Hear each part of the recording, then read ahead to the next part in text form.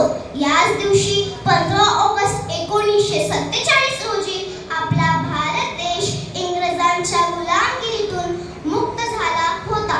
यासाठी अनेक शूरवीरांनी आपल्या प्राणांचे बलिदान दिले. महात्मा गांधी, वीर भगतसिंग, सुखदेव, राजगुरू, नेताजी सुभाषचंद्र बोस असे अनेक स्वातंत्र्य सैनिकांनी अथक परिश्रम करून भारताला स्वातंत्र्य मिळवून दिले. विविधतेत एकता आहे आमची शान.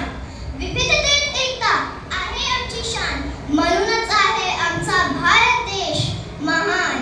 सर्व जाती धर्म एकत्र येऊन या स्वातंत्र्याचे रक्षण करीत आहेत. मात्र आपले शेजारी आपल्या देशाकडे वाकड्या नजरेने पाहत आहेत.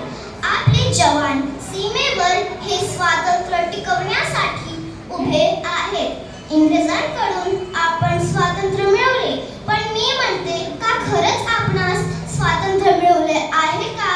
देशात बेरोजगारी, जातीभेद, गरिबी, स्त्रियांवरील अत्याचार यातून स्वातंत्र्य मिळवायचे आहे.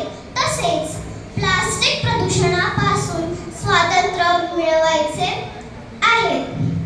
भारताने सर्व क्षेत्रात जगभर आपला ठसा उमटवला आहे.